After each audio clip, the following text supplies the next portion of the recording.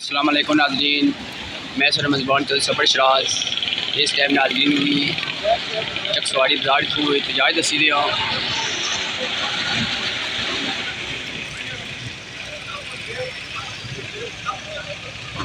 अस्सलाम वालेकुम चाचू, क्या हाल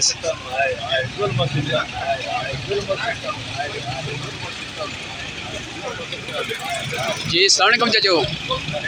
जी। चाचू थोड़ी घट डिमांड है कि एहतजाज करी रही हो, क्या गल है? मेरा रकबा है एक नाल का 11 मरले मलिया में एक नाल एक मरला हालत वर्ल्ड बदल दी जायद वर्ल्ड करम लाई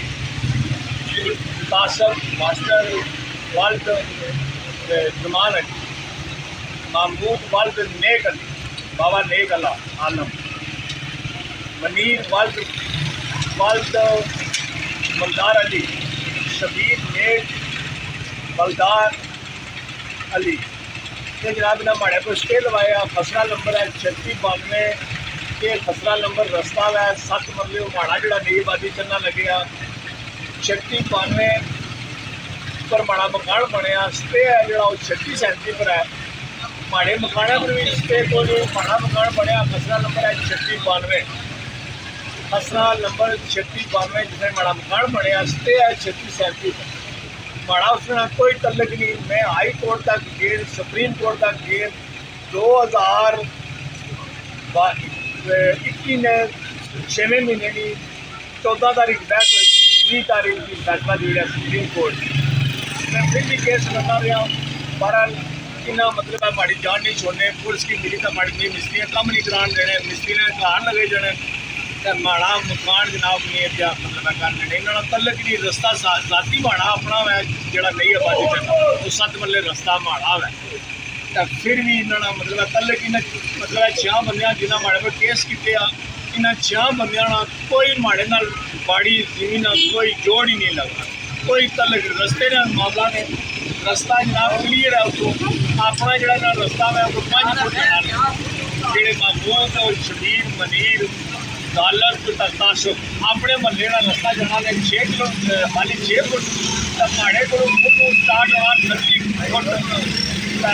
अपनी जनाब 18 फुट माड़ी जाती माड़ा माड़ी गरीब शुदा नंबर मतलब है रस्ता है तो फिर भी 6 साल की मतलब है केस करने का केस ही मतलब किया मैं कोशिश की उसने तो मैं क्या हूँ मतलब है पुलिस की मिली है मिस्त्रियों की जनाब कराने मिस्त्री ने घर लगे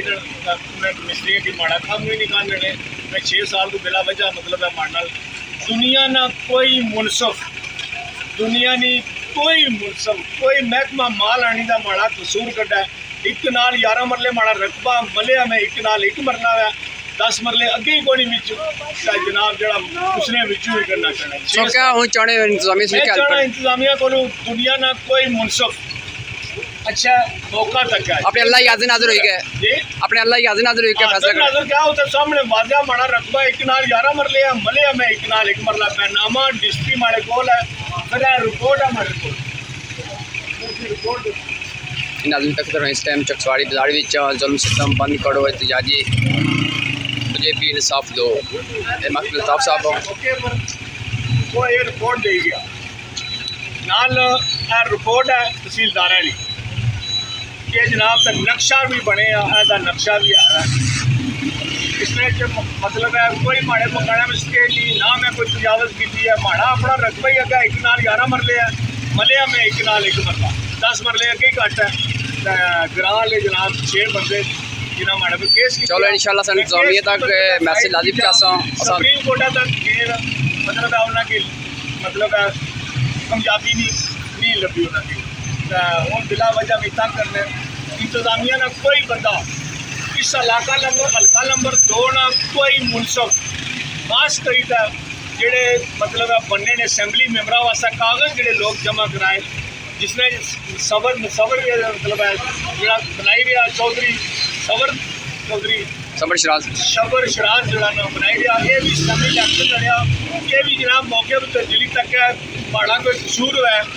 मैं मुजरम कोई दुनिया का बंदा ऐसा इंशाल्लाह बेहतर सी इंशाल्लाह इंतजामी तक मैं चाहता हूँ वीडियो सुनी ठीक है। बेहतर सी ज़्यादा एंड नाज़रीन इंटरनेट के और डब्बे में ना बत्ते बैठ तक चकने अगर रिवाज की कुछ नहीं है असा उम्मीद करने के इंसाफ नाज़रीन तक चक रहे हो इंसाफ मंगना पाया बंदा मत इंसाफ ना इसना ना ही बात चकसवाड़ी